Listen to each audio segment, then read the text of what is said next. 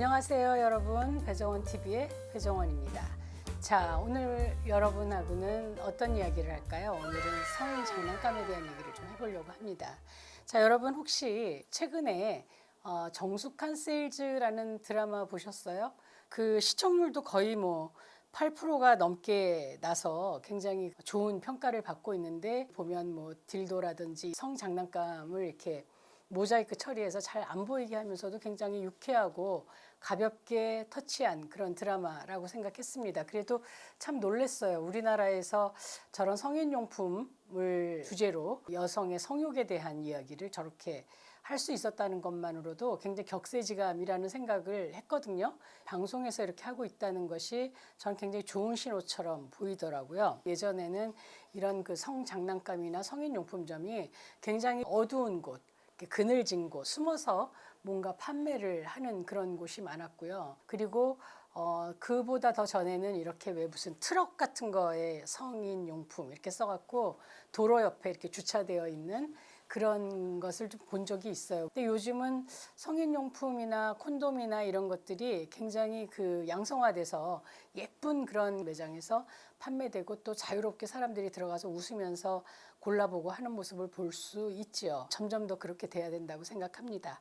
자, 오늘 얘기는 바이브레이터하고 딜도에 대한 얘기를 좀 할 건데요. 물론 남자들을 위한 성인용품도 많아요. 그리고 처음에는 거기서 시작을 했겠죠. SM을 위한 수갑이라든지 안대라든지 밴디지를 위한 그 로프라든지 이런 것도 있었고, 그리고 또 남자들은 일단 삽입을 해야 되는 성만족을 위해서 이렇게 실리콘으로 만든 뭔가 삽입할 수 있는 그런 여성의 질 같은 성장난감이 있었죠.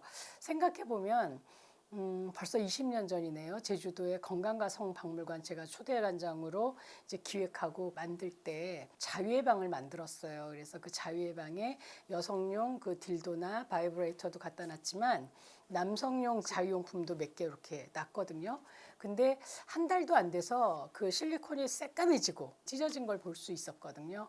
물론 거기에서 자기 성기를 넣어 보신 분은 안 계시겠죠. 그런데 그만큼 이제 호기심이 많고 재미있게 느껴졌기 때문이 아닌가 하는 생각이 듭니다. 바이브레이터하고 딜도는 여성용 성인용품입니다. 성장난감인데 삽입의 어떤 그런 그 욕구 만족을 위한 딜도와 클리토리스를 자극하는 진동기 바이브레이터가 대표적인 겁니다. 그런데 여러분들 영화 보셨죠? 히스테리아나 이런 영화를 보면 그간에는 이런 바이브레이터가 여성의 히스테리를 치료하기 위해서 19세기부터 빅토리아 여왕 시대부터 써왔던 그런 치료 용구였다 라는 얘기가 굉장히 많았잖아요.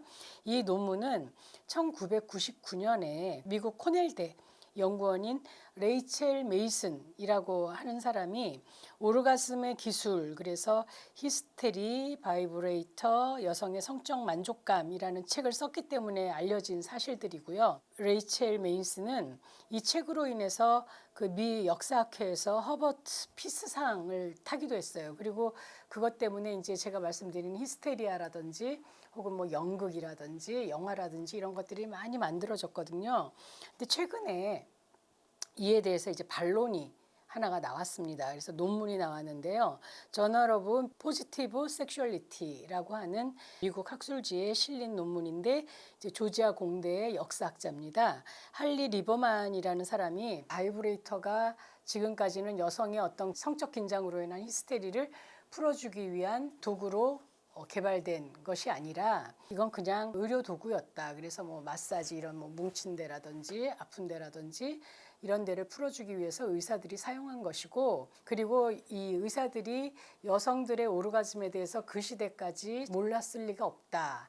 그래서 그렇게 음란한 그런 치료법을 의사들이 사용했을 리가 없다라고 얘기를 해서 또 반향을 일으키고 있습니다. 근데 어느 정도는 또 이 사람의 말이 맞는 것 같은 게, 이미 아리스토텔레스도 그 책에 여성의 음액을 무시하지 말라라는 이야기를 했고, 진화론의 찰스 다윈이라든지 프로이드도 좀 음액이나 이런 여성의 오르가즘에 대해서 알고 있는 학자들이 좀 있었기 때문에 실제로 그렇게 여성들의 어떤 성적 긴장을 바깥에서 오르가즘을 느끼게 해줌으로써 풀었다라는 게 약간 좀 무리가 있어 보이기는 합니다. 재밌기는 하지만요.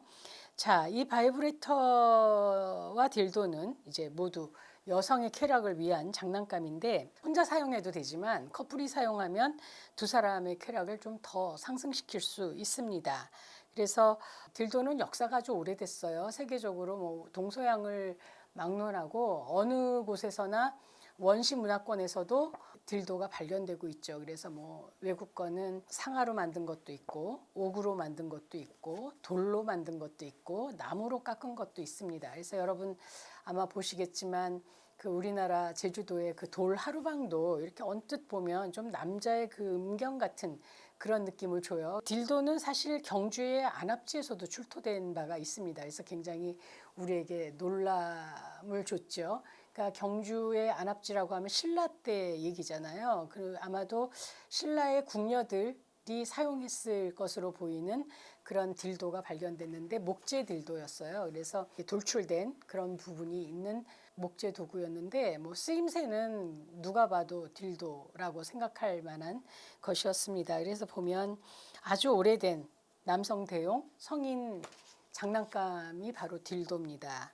그리고 생물학적으로 이제 남자의 성기하고 굉장히 유사한 모습이고요. 그렇지만 이제 들고 다니거나 소지하기에 좀 민망했겠죠. 그렇기 때문에 다양한 모습이 많습니다. 뭐 인어 모양도 있고요, 고래 모양도 있고, 뭐 아까 얘기한 것처럼 하루방 모양도 있는 것을 볼 수가 있습니다. 그리고 그 제가 호주에 갔을 때 성인용품점에 들어갔더니 이렇게 바게트처럼 긴 딜도도 있었어요. 그래서 색깔은 까만색이고 이렇게 양쪽에 이렇게 머리가 있는 그런 거였는데 물어보니까 이제 그건 레즈비언들이 많이 사용하는 것이고 왜 그 색깔이 까만색이냐 물어봤더니 여자들이 이 까만색을 되게 강하게 생각하는 경향이 있어서 좀 인기가 좋다라고 얘기를 하더라고요. 그래서 어쨌든 이 딜도는 여자의 어떤 성생리에 있어서 삽입을 원하는 그런 욕구를 반영한 장난감이죠.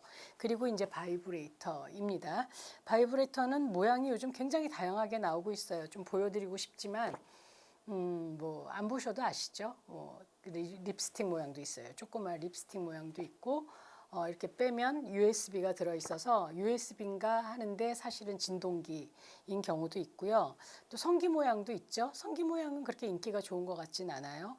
물론 이제 그 성기 모양에 음핵 혹은 뭐 G스팟을 자극하게 되어 있는 돌기가 달려 있는 진동기도 있는 것 같고 또 그것이 바이브레이터인지를 알 수 없게 이렇게 마우스 모양으로 생긴 예쁜 진동기들이 많이 나오고 있습니다. 주로 음액을 자극해서 여성에게 오르가즘을 선사하기 위해서 만들어진 거죠. 성만족도에 이르는 그 속도가 굉장히 다르기 때문에 여자는 바이브레이터로 만족시킨 후에 삽입하는 용도로 바이브레이터를 쓰기도 하고 혹은 왜 생각보다 좀 빠르게 사정했을 경우에 여성의 미진함을 달래주기 위해서 오르가즘을 느끼게 하기 위해서 또 바이브레이터를 사용하실 수도 있습니다. 그래서 이 바이브레이터는 굉장히 효과적인 그런 장난감입니다.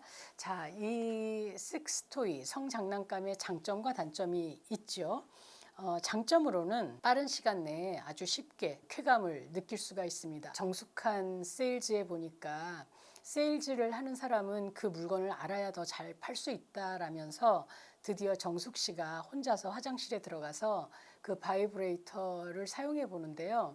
거기에 보면 막 그 밤하늘에 폭죽이 막 터지는 그런 느낌을 표현한 걸 볼 수가 있었어요. 기사가 나온 걸 봤더니 바이브레이터를 이제 성인용품점에 사러 온 사람의 인터뷰였는데 그 폭죽이 터지는 느낌이 어떤지 너무 궁금해서 사러 왔다 막 이렇게 얘기를 하기도 하고 실제로 그 정숙한 세일즈라는 드라마가 방영되고 나서 성인용품점의 수입이 20%가 증가했다라는 얘기도 있더라고요. 그러니까 분명히 좋은 효과를 낸 것 같기는 해요. 이 섹스토이의 장점, 파트너가 필요 없을 수도 있다라는 거죠. 혼자서 깔끔하게 할 수 있고 그리고 일단 파트너가 있는 경우에는 그 존재가 드러남으로 인해서 서로 막 흥분할 수 있다라는 거예요. 기대감 때문에 이 애가 우리를 얼마나 즐겁게 해줄까 그런 기대감 때문에 성흥분을 가져오기도 하고 또 내가 느끼고 싶은 만큼 느낄 수 있다는 점에서 장점이겠죠. 근데 이제 단점도 있습니다. 이 단점은 사실은 장점이 단점인 거죠. 그래서 바이브레이터에 익숙해지면 상대와의 섹스에서 느끼는 쾌감이 낮아질 수 있어요. 왜냐하면 어떤 남자의 혀도 바이브레이터만큼 빨리 놀릴 수가 없기 때문에 이 쾌감을 따라갈 수가 없고, 그리고 이 쾌감에 중독되면 남자가 해주는 그런 어떤 쾌감에는 좀 아쉬움을 느낄 수도 있기 때문이에요. 그래서 파트너가 필요 없게 될 수도 있습니다. 이건 좀 문제가 있는 거죠. 그리고 또 심리적으로 이제 경계감이 있는 파트너하고는 같이 쓰기 좀 어렵겠죠. 그래서 어쨌든 여러분들이 생각하실 거는 장난감입니다. 장난감. 어른을 위한 장난감이고 보조적인 장치로만 사용하시는 게 좋다라는 겁니다. 그래서 이 장난감에 너무 기대고 또 중독되고 의존하시면 파트너가 필요하지 않아질 수도 있다는 부작용이 있으니까 잘 사용하면 커플 간의 시너지를 낼 수도 있겠죠. 어떠세요? 한번 사용해 보실 생각이 있으신가요?